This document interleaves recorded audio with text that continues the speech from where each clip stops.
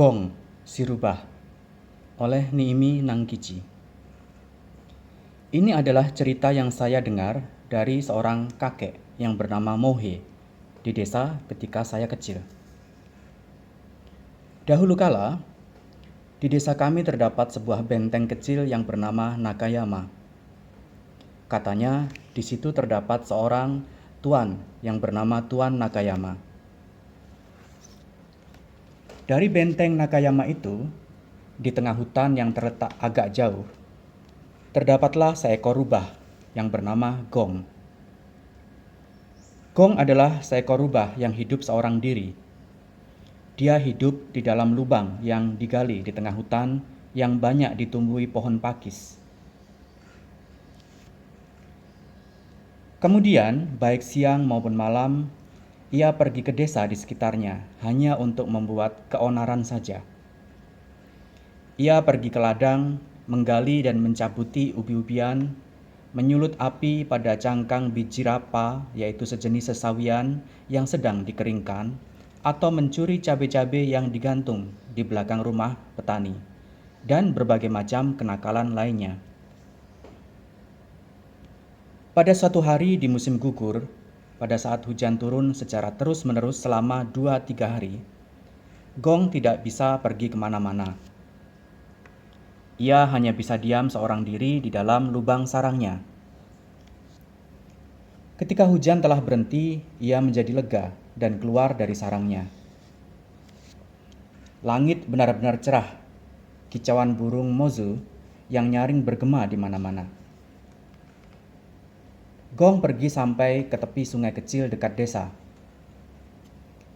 Pada biji-biji Suzuki di sekitar tepi sungai masih melekat tetes-tetes embun yang bersinar bening. Setelah hujan selama 3 hari, sungai yang biasa berair sedikit kini penuh meluap. Pohon-pohon Suzuki dan akar-akar dari pohon hagi yang biasanya tidak pernah sampai terendam air kini roboh, dihempas oleh arus air sungai yang bercampur lumpur kuning. Gong berjalan di jalanan berlumpur ke arah hilir sungai. Ketika ia mencoba melihat ke arah sungai, ternyata di tengah sungai ada seorang anak yang sedang melakukan sesuatu.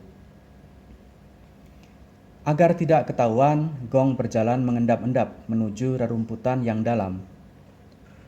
Dari situ ia mencoba terus mengintip.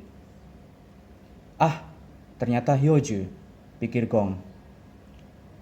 Hyoju melipat kimononya yang usang ke atas. Ia menangkap ikan di sungai dengan cara masuk ke dalam sungai yang airnya mencapai setinggi pinggang. Ia mengayunkan kail dengan penuh semangat. Di dahinya yang mengenakan ikat kepala itu menempel dengan lekat selembar daun hagi yang bulat, hingga menyerupai sebuah tai lalat yang besar. Beberapa saat kemudian dari dalam air, Hyoju mengangkat sebuah jaring yang mirip kantong di bagian bawahnya. Dari dalamnya terdapat akar-akar rumput, daun-daun rerumputan, dan serpian-serpian kayu yang membusuk, serta berbagai macam benda lainnya bercampur aduk menjadi satu. Namun di antara benda-benda tersebut terdapat beberapa benda putih yang bersinar mengkilat. Benda-benda itu adalah perut, belut, dan ikan-ikan kisu yang besar. Hyoju memasukkan belut dan ikan-ikan kisu bersama-sama sampah ke dalam keranjang ikan. Kemudian ia menyempitkan mulut kantong itu lalu memasukkannya ke dalam air lagi. Berikutnya Hyoju membawa keranjang itu dan naik ke tepi sungai. Lalu diletakkannya keranjang itu di atas tanah dan pergi ke arah hilir sungai untuk mencari sesuatu. Ketika Hyoju sudah tidak ada, Gong melompat keluar dari dalam ilalang. Ia lalu mendekati keranjang ikan Hyoju, mengeluarkan isinya, lalu melemparkannya satu persatu ke dalam sungai. Tepatnya ke daerah hilir sungai di belakang jala Hyoju. Plung, plung, Semua ikan itu masuk ke dalam sungai, lalu segera bersembunyi ke dalam air sungai yang keruh. Di bagian paling bawah keranjang hanya tinggal seekor belut besar. Karena seluruh tubuhnya licin, Gong tidak dapat menangkapnya dengan tangan. Ia menjadi tidak sabar. Dimasukkanlah kepalanya ke dalam keranjang itu, lalu digigitnya kepala sang belut. Sang belut pun meronta dan membelit leher Gong.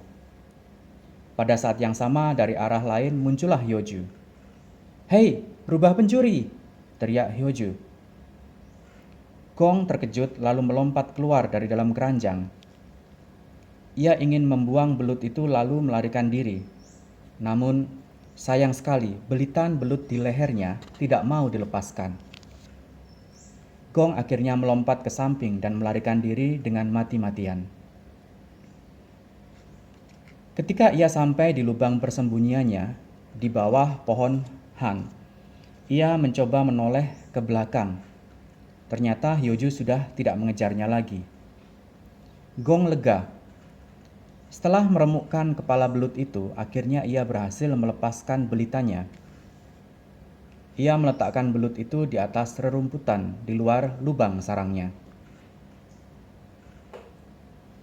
Kira-kira 10 hari kemudian, ketika Gong sedang berjalan-jalan di belakang rumah petani bernama Yasuke, pada saat itu di balik bayangan sebatang pohon ichijiku, ia melihat istri Yasuke sedang menghitamkan giginya. Ketika ia melewati belakang rumah si pandai besi Simbe, ia melihat istrinya sedang menyisir rambut. Apa yang sedang terjadi di desa ini ya? Guman Gong. Ada apa ya? Apa mungkin festival musim gugur ya? Tapi kalau ada festival pasti ada bunyi gendang atau seruling. Dan yang paling utama, di kuil pasti dipasang umbul-umbul. Sambil berpikir demikian, tanpa disadari ia telah sampai di depan rumah Hyoju yang halaman depannya terdapat sumur berbata merah. Di dalam rumah kecil dan usang itu banyak orang sedang berkumpul. Banyak wanita yang memakai kimono resmi dengan sesekali menyelipkan kain handuk di pinggang. Mereka sedang menyalakan api di tungku. Di dalam sebuah panci besar terdengar bunyi air yang sedang bergolak. Entah apa yang direbusnya. "Oh, upacara kematian," pikir Gong. "Tapi siapa yang telah meninggal di rumah Hyoju ya?" Setelah lewat tengah hari, Gong pergi ke pemakaman desa. Ia bersembunyi di balik bayang-bayang patung Jizo. Cuaca sangat cerah. Dari kejauhan, atap benteng Nakayama nampak mengkilap diterpa cahaya matahari. Di pemakaman, bunga-bunga higang bermekaran laksana hamparan kain merah. Tiba-tiba dari arah desa terdengar bunyi lonceng berdentang. Teng, teng. Tanda upacara kematian dimulai. Berikutnya, mulai terlihat kedatangan barisan orang-orang yang memakai kimono putih, agak menyilaukan mata. Suara-suara percakapan pun mulai terdengar mendekat. Barisan pengantar mulai memasuki area pemakaman. Setelah orang-orang itu lewat, bunga-bunga higan pun patah karena terinjak-injak. Gong menegakkan tubuhnya mencoba mengintip. Hyoju sedang membawa plakat kayu duka cita dan mengikatkannya dengan tali yang terbuat dari kertas putih. Biasanya wajah Hyoju begitu segar bagaikan warna ubi satsuma. Namun hari ini ia begitu muram. Oh, yang meninggal ternyata ibunya Hyoju. Demikian pikir Gong sambil menundukkan kepala. Malam itu Gong termenung di dalam lubang sarangnya. Tidak salah lagi, saat itu ibu Hyoju pasti terbaring di tempat tidurnya, sembari mengatakan ingin makan belut. Lalu Hyoju pergi dengan membawa kantung jalannya ke sungai. Namun aku telah berbuat jahil dengan mengambil belutnya. Karenanya Hyoju tidak dapat memberikan belut itu kepada ibunya. Tidak salah lagi, karena hal tersebut ibunya jadi meninggal. Pasti ibu Hyoju meninggal sambil membayangkan ingin makan belut. Seandainya aku tidak berbuat jahil seperti itu, pasti kini ibunya masih hidup. Hyoju sedang mencuci gandum di dekat sumur bata merahnya. Sampai saat itu, Hyoju hanya tinggal berdua dengan ibunya dalam kesahajaan. Namun setelah ibunya meninggal, kini ia jadi sendirian. Ah, Hyoju yang sematawayang, sama seperti diriku, pikir Gong sambil mengintai Hyoju dari balik tempat menaruh barang. Gong lalu meninggalkan tempat itu, dan ketika ia sedang menuju arah lain, entah dari mana asalnya terdengar suara penjual ikan sarden. Oh, rupanya penjual ikan sarden. Pasti ikan-ikan yang masih sangat segar. Dengan penuh semangat, Gong lalu berlari menuju ke arah asal suara itu. Tiba-tiba istri Yasuke berteriak dari balik pintu rumahnya. "Hei, beli ikan sardennya!" teriaknya. Penjual itu lalu menaruh gerobak yang berisi keranjang ikan sarden dagangannya di tepi jalan. Ia meraup ikan-ikan yang berkilauan diterpa cahaya matahari itu dengan kedua telapak tangannya, lalu membawa masuk ke dalam rumah Yasuke. Pada saat itu Gong meraup 5-6 ekor ikan sarden dari dalam keranjang, lalu membawanya lari menuju kembali ke asalnya tadi. Kemudian ia masuk melalui pintu belakang rumah Hyoju dan melemparkan ikan-ikan itu ke dalam rumahnya. Setelah itu ia kembali pulang ke lubang sarangnya. Di tengah jalan Gong berhenti sejenak lalu menoleh ke arah belakang dari arah sebuah tanjakan. Hyoju terlihat kecil dari kejauhan. Ia masih berada di dekat sumur untuk mencuci gandumnya. Gong berpikir bahwa ia telah melakukan suatu kebaikan sebagai pengganti belut yang ia curi. Pada hari berikutnya, Gong memunguti biji-biji kastanya di dalam hutan. Ia mendekap biji-bijian itu lalu membawanya pergi ke rumah Hyoju. Saat ia mengintip dari pintu belakang rumahnya, terlihat Hyoju sedang makan siang di dalam rumahnya. Sambil memegang cawan, ia terlihat sedang termenung dan gelisah. Anehnya, di pipi Hyoju terlihat goresan luka. Kenapa Hyoju ya?" tanya Gong dalam hati. Pada saat itu Hyoju terlihat bergumam seorang diri. Siapa sih yang sebenarnya menaruh ikan sarden ke dalam rumahku? Gara-gara ikan sarden itu aku dituduh sebagai pencuri dan mendapatkan nasib sial dari sang penjual ikan, katanya sambil bersungut-sungut. Gong merasa bahwa ini akibat kesalahannya lagi. Oh, Hyoju yang malang, ia telah dipukuli oleh penjual ikan sarden. Akibatnya ia sampai terluka seperti itu. Sambil memikirkan hal tersebut, Gong berputar ke arah rak barang. Di dekat pintu depan, setelah meletakkan biji-biji kastanya, ia pulang ke sarangnya. Pada hari berikutnya pun dan pada hari-hari berikutnya pun, Gong memunguti biji-biji kastanya di gunung dan membawa ke rumah Hyoju. Pada hari-hari berikutnya tidak hanya biji kastanya, ia juga membawakan 2-3 batang jamur matsutake ke rumah Hyoju. Malam itu bulan bersinar dengan indahnya. Gong berjalan-jalan tak tentu arahnya. Ketika melewati jalan di dekat benteng Nakayama, dari arah jalan kecil ada seorang yang datang mendekat.